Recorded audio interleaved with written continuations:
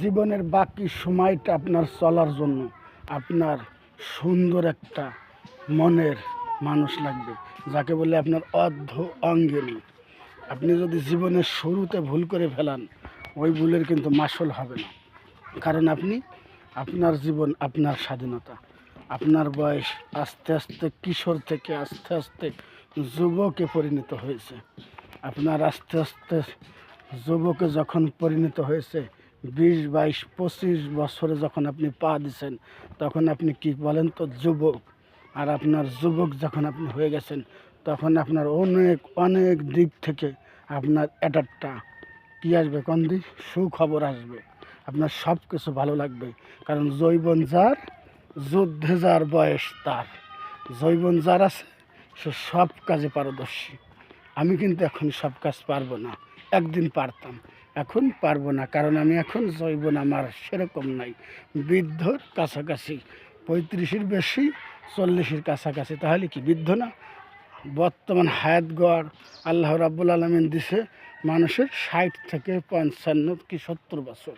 তাহলে 40-এর কাছাকাছি। এখন কি আর যৌবন আছে? কিন্তু যৌবন যার, যুদ্ধ যাওয়ার বয়স তার। এজন্য তো আপনার যৌবন বয়সটাকে কাজে লাগান। সেটা হলো কি, আপনি যৌবন বয়স হয়েছে, এখন আপনার কামাই করার সময়। আপনি টাকা পরিশ্রম করে কামাই করেন, হিসেব করে ভাঙবেন, যাতে আপনি বৃদ্ধ বয়সে খরচ করতে পারেন। এটা হলো একটা প্রথম ধাপ। দ্বিতীয় ধাপ কি, টাকা কামাই করা শিখছেন, আপনি প্রতিষ্ঠিত হয়ে গেছেন। এখন আপনার অর্ধাঙ্গিনী মানে আপনার ঘরের স্ত্রী লাগবে। স্ত্রীটা হতে হবে 4 কোয়ালিটির ভিতরে ভাগ করবেন। 1 নম্বর কোয়ালিটি, দিনদার আছে কিনা। 2 নম্বর কোয়ালিটি, সুন্দর আছে কিনা। 3 নম্বর কোয়ালিটি, বংশীয় আছে কিনা। 4 নম্বর কোয়ালিটি, বড় লোক আছে কিনা অথবা সৌন্দর্য আছে কিনা। তখন সবগুলো বাদ দিয়ে একটা কোয়ালিটি ধরে রাখবেন, সেটা হলো কি, দিনদার। যার স্ত্রী দিনদার, সে কালো হলেও ওই ঘরে সোনার মতো জ্বলবে। কারণ যার স্ত্রী দিনদার, ওই ঘরটা আল্লাহর রাসূল বলছে জান্নাতের একটা টুকরো। আর আপনার স্ত্রীর সৌন্দর্য আছে কিন্তু দিনদার না, ওটা জাহান্নামের ঘর, জাহান্নামের একটা অংশ। কিন্তু দিনদার স্ত্রী দেখে বিয়া করবেন, দিনদার স্ত্রী দেখে শাদি মোবারক করবেন। কালো হোক, ওটা গলার মালা, কালো তো কোনো ব্যাপারই না। কারণ আপনার যদি স্ত্রী দিনদার হয়, আপনার সংসারটা শান্তির হবে।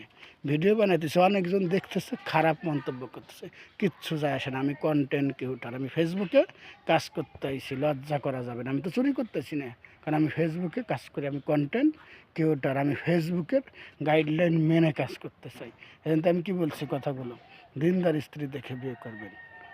আর 2টা গেল না, 3 নম্বর কি, আপনি যাই কিছু করেন নিয়ত খালেস করে করবেন, আল্লাহকে স্মরণ করে রাজি খুশি করে বিসমিল্লাহ সহকারে করবেন, তাহলে আপনি ঠকবেন না।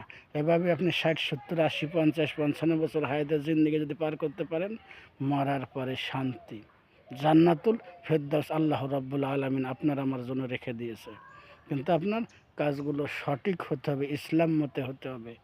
যদি কথাটা ভালো লাগে, তাহলে অবশ্যই নুরুল ইসলাম ভাইয়ের প্রোফাইল থেকে ঘুরে আসবেন। কে বলছে? ফরিদপুরি নুরুল ইসলাম ভাইয়ের। ফরিদপুরি নুরুল ইসলাম ভাই মানে কি ব্র্যান্ড। আল্লাহ হাফেজ।